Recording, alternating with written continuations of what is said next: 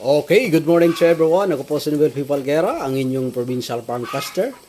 Ngayon po sa Office of the Provincial Veterinary. Ngayon po, kung makikita nyo po yung ating mga baboy.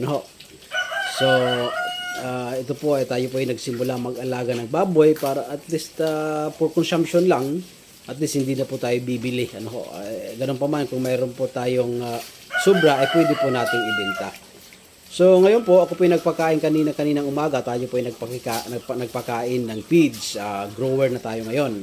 And after that, binigyan ko ng tricantira at saka banana leaf. Talagang, parang additional na pagkain para sa ating inang baboy. Para sa mga baboy. At least ma-minimize din natin yung feeds natin. Kasi alam niyo po natin na ang ating mga feeds ay medyo may kamahalan na mga kasama.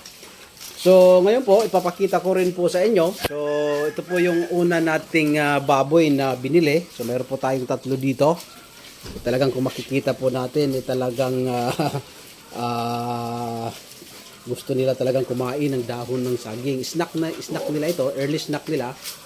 At saka napakakulit po at napakasaya mag-alaga ng baboy. So, this is not the first time being an agricultural extension worker. Ginagawa ko po ito para at least hindi lang po tayo nagtuturo sa ating mga magsasaka, bagkus tayo po ay may sariling baboyan mga kasaka. So kung makikita nyo po, mayroon po tayong tatlo. Actually ready for market na po ito, early market, kaya lang medyo papalaki-lakihin po natin mga kaibigan, mga kasaka.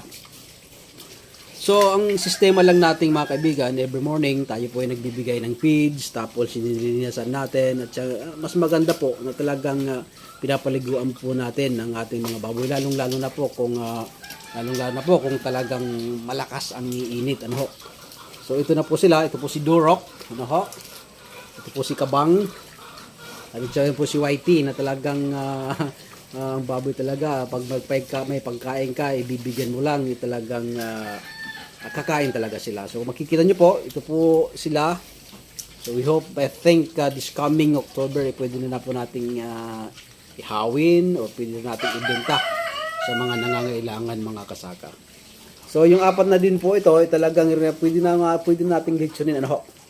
So pero tuloy-tuloy lang mga kaibigan, mga kasaka. So at least nakikita po natin na talagang susubaybayan natin ang kanilang paglaki na dapat din kailangan din natin bilang agricultural extension worker para at least may maituro po tayo ang tamang pamamaraan sa pag-aalaga ng mga biik, mga kaibigan. Dahil alam po natin, yes, may problema tayo minsan dahil sa market, yung farm weight price, live weight natin, medyo mababa ang presyo.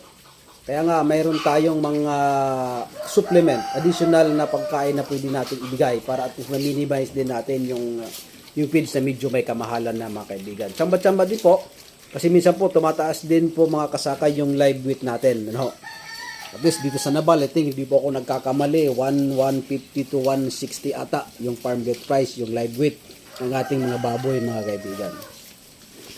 So, ganun pa man po mga kasaka. So, tuloy-tuloy po ito ng ating pag-aalaga ng ating inang baboy dahil sa pagsasaka ay alam po natin na tayo po ay kikita. Na dapat din not only hindi lang ini-exercise natin ang ating sarili every morning na nagbibigay ka ng pagkain sa kanila, then galing sa trabaho magbibigay ka ng pagkain sa kanila, i-exercise din sa iyong sarili at saka stress reliever kasi makukulit yung mga biik na ito So kung makikita nyo po, so yan po, then ito din po yung ating mga biik. Siyempre, ako po yung natutuwa na talagang dito natatanggal yung ating mga stress, Yung ating minsan meron tayong yung natatanggal yung ating pagod pag nakikita natin yung ating mga alagang baboy. Again po, ako po si Noel P. Falguera, licensed professional teacher, major in agriculture and fishery arts, ang iyong kasaka. Wag kayong mag-atubiling magtanong sa larangan ng pagsasaka. God bless po, keep safe po tayo lahat.